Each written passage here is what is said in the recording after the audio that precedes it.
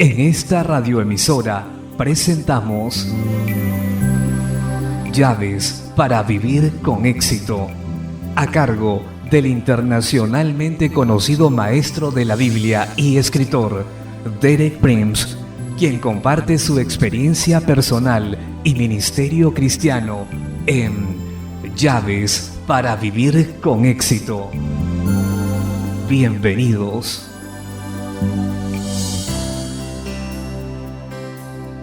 Llaves para vivir con éxito presenta Dios es un casamentero, capítulo 1, quinta parte.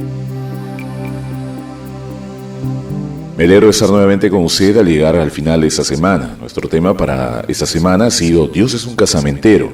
Ayer compartí con usted de manera personal cómo los principios de Dios para el matrimonio se cumplieron en mi primer matrimonio con Lidia, aunque en ese entonces yo no comprendía exactamente esos principios.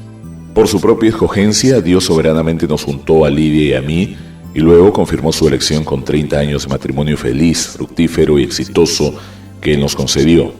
En Lucas 7:35 Jesús dijo: la sabiduría es justificada por todos sus hijos. Si usted deja que Dios planee y determine su vida, la sabiduría de Dios será justificada por los resultados que produzca en su vida. Hoy compartiré cómo Dios me unió con mi segunda esposa Ruth. Verá que Dios una vez más obró de acuerdo con sus principios incambiables. En 1975 mi primera esposa pasó a la presencia del Señor, después de casi 50 años de servicio intenso y de tiempo completo, y experimenté la agonía de perder a un ser muy querido. No creo que ninguna persona que no haya perdido a un compañero o compañera de toda la vida pueda apreciar realmente lo que eso involucra. Y tengo que decir que mi experiencia me ha dado más compasión, tanto por las viudas como por los viudos. Fue como si algo hubiese sido arrancado de la parte más interna de mi ser y dejó un tremendo vacío. Le dije a Dios cuando Lidia murió que estaba dispuesto a vivir soltero el resto de mi vida, si era su voluntad, y por un tiempo estuve preparado para aceptar que así iba a ser.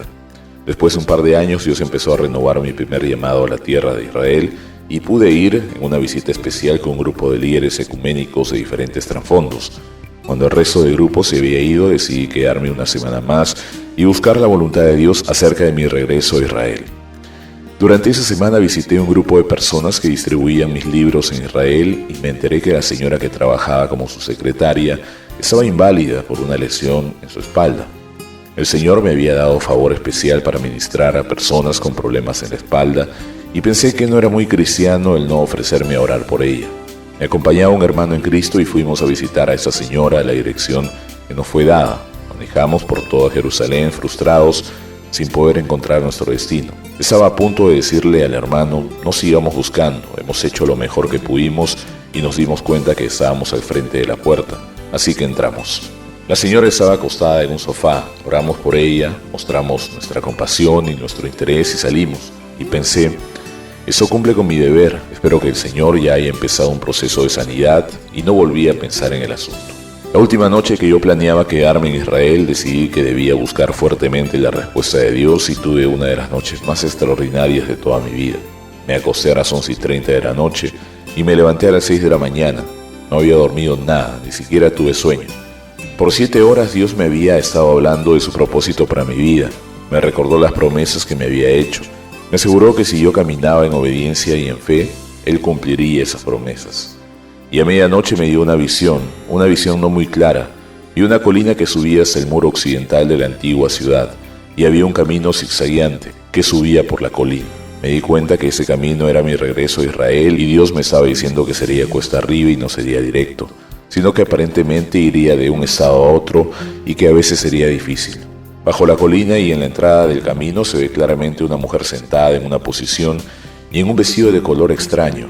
Inmediatamente la identifiqué como la mujer por la que había orado esta semana.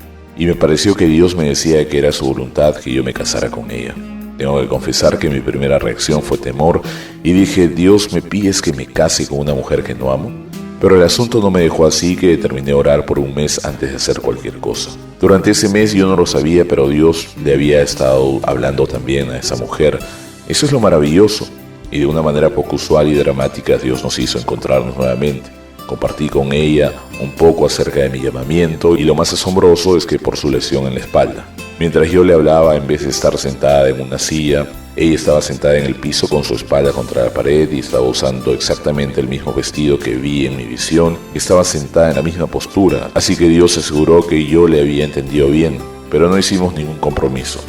Nos encontramos nuevamente en Jerusalén y esta vez le comenté a Ruth lo que yo sentía que era la voluntad de Dios para nosotros. Ella respondió positivamente, pero sentimos que debíamos esperar en Dios. Por razones que no puedo detallar, pusimos ese propósito de Dios y el concepto de nuestro matrimonio en el altar de Dios por 3 meses. Nunca nos escribimos ni tuvimos contacto. Queríamos ver si Dios iba a matar el sentimiento o darle vida, y al final de esos 3 meses, cuando nos volvimos a encontrar, ambos sabíamos sin ninguna duda que este era el plan de Dios para nuestras vidas. Y Él nos dio curso para contraer matrimonio, que subsecuentemente ha bendecido de una manera muy hermosa. Al mirar hacia atrás y considerar lo que ha sucedido en mi vida desde que Ruth y yo nos casamos, me doy cuenta de la hermosa y perfecta que ha sido la provisión de Dios. Dios dijo a Eva que sería la ayuda idónea de Adán, y eso es cierto de Ruth. Ella tiene tanta destreza, tantas habilidades, tanta dedicación, que yo no podría cumplir con mi ministerio sin su ayuda. Su trasfondo había sido en el judaísmo conservador y había ido a Israel 3 años antes que le conociera como inmigrante para vivir entre el pueblo judío y que brillara su luz allí. Ella había aprendido las justas reacciones de la vida de fe. Había sido probada con pobreza, enfermedad y otras cosas, y estábamos listos para compartir nuestras vidas. Nuevamente en ese segundo matrimonio, como en el primero, lo hermoso es nuestra unidad y armonía. Un verano vivimos en Jerusalén estudiando en la Universidad Hebrea de Jerusalén. Nos alejamos con una pareja mayor de judíos que no profesaban ninguna fe, ni el judaísmo ni ninguna otra religión. Pasamos 3 meses allí en una sola habitación de su casa atendiendo a la universidad todos los días. Después de haber estado ahí 2 meses, la señora de la casa, que no era de ningún modo emotiva ni se podía considerar espiritual, empezó a decirnos la impresión que había tenido de nosotros. Nos dijo: el primer día que entraron en mi casa supe que eran personas especiales. Había una luz en sus rostros. Nunca he visto tanta paz, tanta armonía y unidad. Terminamos siendo muy amigos de esa pareja, más que con cualquiera, pero qué bendición, qué testimonio de la sabiduría de Dios, que porque le obedecimos, porque seguimos los pasos que Él estableció, Él pudo hacer de nuestra unidad un testimonio. Estamos comprometidos con Dios y el uno con el otro para Jerusalén, para Israel, para el pueblo de Dios en todas partes. Desde que hicimos ese compromiso con Dios y el uno con el otro, las puertas que Dios ha abierto para nosotros han sido dramáticas y asombrosas. Él ha hecho cosas que si me hubiesen dicho antes, dudo que las hubiera creído. Digo todo eso como testimonio de la fidelidad de Dios y para motivarlo a usted para que crea a Dios por lo mejor. No se conforme con menos. Dios tiene un plan grande para cada uno de sus hijos. Déjeme recordarle brevemente esos 4 principios del matrimonio establecidos en la creación y que hoy en día siguen vigentes. Y mientras lo repaso, pregúntese si usted está dispuesto a seguir el camino de Dios. Primero, fue la decisión de Dios, no de Adán. Dios formó una mujer para el hombre. Tercero, Dios trajo a Eva donde el hombre. Cuarto, Dios estableció los términos de la relación. Eso es lo que Dios quiere hacer en la vida de su pueblo hoy en día. Le digo otra vez, que crea a Dios para lo mejor y no se conforme con menos. Que Dios le bendiga y cumpla su voluntad en su vida.